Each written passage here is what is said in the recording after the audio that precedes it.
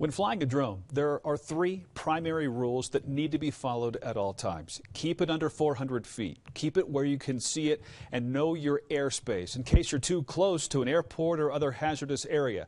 But FAA records we obtained show those rules are constantly being broken in Colorado, which begs the question, are drones more of a hobby or a hazard?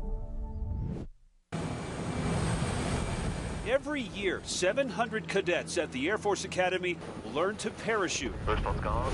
Free falling several thousand feet and aiming for a target adjacent to the runway. Woo! Their takeoffs, along with other activity, make the airfield at the Academy one of the busiest in the country when it comes to the total number of flights.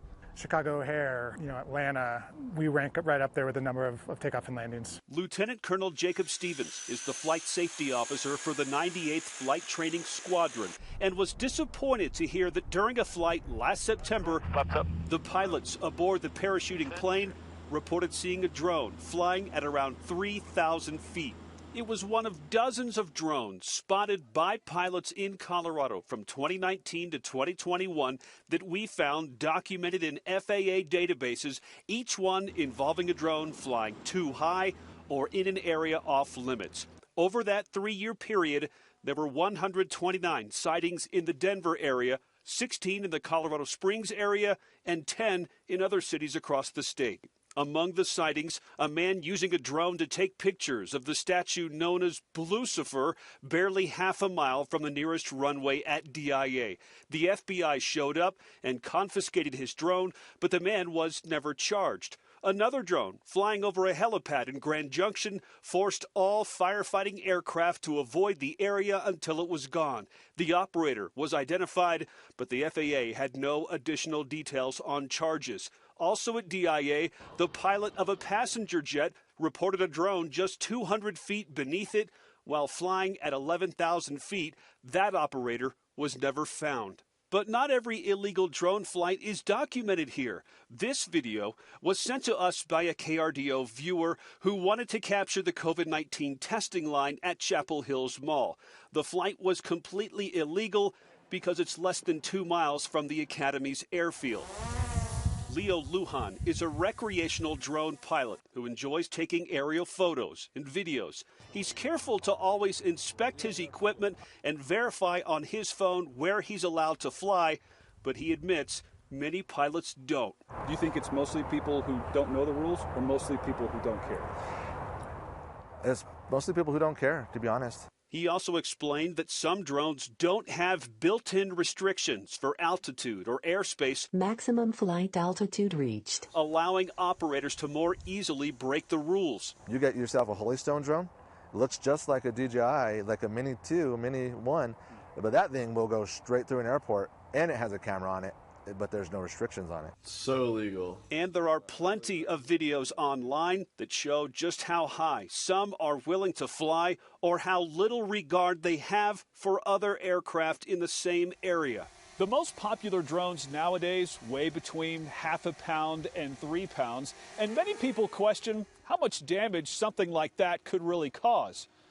Maybe more than you think.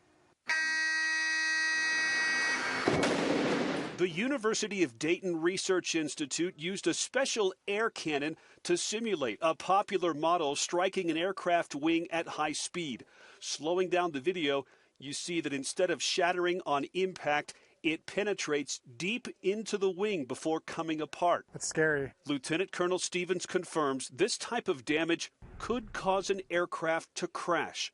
Have there been instances where a manned aircraft was actually brought down by a drone yet? No, there has not. And that's something that we work every day to try and prevent. Kevin Morris is the FAA's drone specialist. He says whether someone is flying for work or just flying for fun, they must go online to register their drone and pass a basic safety test.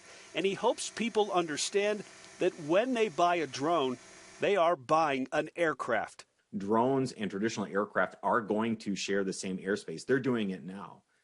As drones become more capable, as they evolve, they're going to share more of that airspace at higher altitudes. It's where aviation is going. And our goal at the FAA is to make sure that those drones share that airspace with the traditional aircraft safely. Will drone pilots exercise the same level of safety as those involved in operations like this?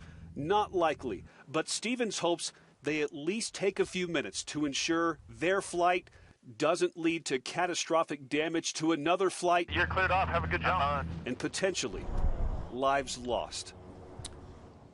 Now, most drone pilots involved in those incidents were never located, but new technology is coming that will allow the FAA to identify you in mid-flight.